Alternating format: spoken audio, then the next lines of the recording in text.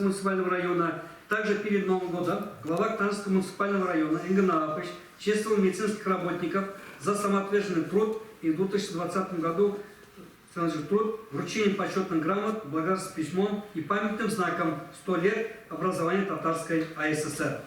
Задачи на 2021 год вытекают из решения итоговой коллегии Министерства здравоохранения Республики Татарстан. Полностью зачитывать не буду, остановлюсь на самых важных. Главных, конечно же, это взятие под контроль COVID, формирование коллективного иммунитета, вакцинация населения, снижение смертности, в том числе трудоспособного населения, дальнейшая реализация федерального национального проекта здравоохранения, обеспечение кадрами, диспансеризация, очень важная диспансеризация и профилактический осмотр населения, проводить на должном уровне с выявлением заболеваний и взятием на диспансерный учет. В этом году ожидаем мобильную поликлинику в августе месяце по графику. Надо будет второй этап диспансеризации отработать и надо в рамках диспансерного наблюдения подготовить пациентов для мобильной поликлиники. Углубленный медицинский осмотр участников Великой Отечественной войны, укрепление материально-технической базы.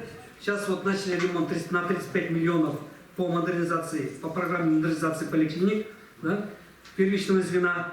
Начали с ремонта, мы отремонтируем, будет уже другие условия и для сотрудников, и для, конечно же, самое главное, для пациента.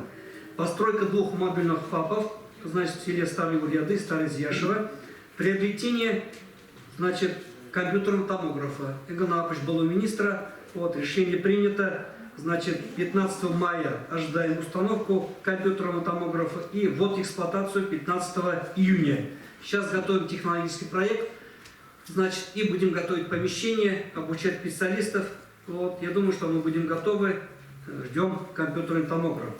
Уважаемые коллеги, в заключение хочется выразить слова искренней благодарности и признательности главе Актанского муниципального района Ингана Апычу Фаттахову, Министерству здравоохранения Республики Татарстан, Марцваевич, вам за системную поддержку. Постоянно мы с ними работаем. Огромное спасибо, огромное и от пациентов тоже.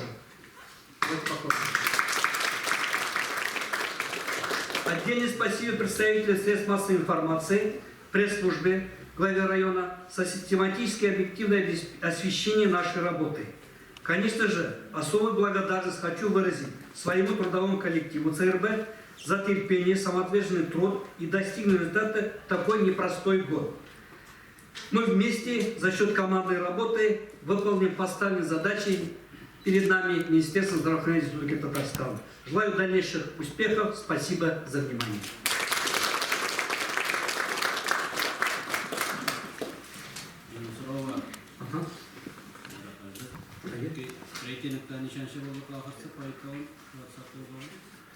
По итогам 2020 года мы 31-й. 13-й.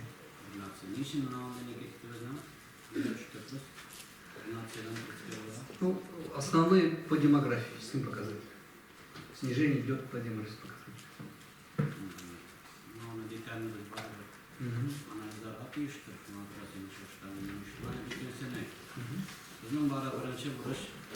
Быстро, вовремя, правильно диагностировать.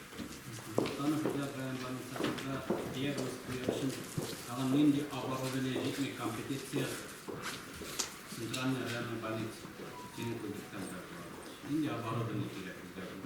Вакытында диагноз қоямыз. Менять біз быстрее потому что вчера мы біз диагноз қоямыз вакытында быстро и дұрыс етіп. Но очень Индия оборудование первый необходимости керек деп Самое необходимое было это КТ, потом эндоскопические оборудование еще нам нужно обязательно. Вот. И хирург у нас сейчас выступление, это обозначит некоторые наши проблемы хирургического характера. Поэтому оборудование, конечно, нам нужно. Поэтому УЗИ мы обеспечены на сегодняшний день. Вот. Да, УЗИ у нас как раз позапрошлом году мы получили. Спасибо Минздраву за это УЗИ-аппарат. До этого у нас в 2015 году за счет спонсоров получали. Вот 2 УЗИ-аппарата, они очень хорошего класса, они работают. Понятно, нам еще нужен портативный, много чего нужно. Портативный УЗИ-аппарат нужен, поэтому будем рассматривать как бы вопросы, да.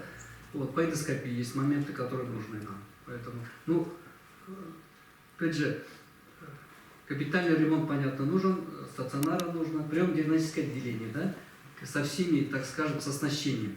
потому что приемно-диагностическое отделение, оно морально устарело, там на сегодняшний день очень тяжело работать сотрудникам, и самое главное, тяжело, конечно же, с пациентом. Там нет, так скажем, условий таких современных, хочу сказать. Чтобы логистику оказания медицинской помощи выстроить, так скажем, очень на высоком уровне.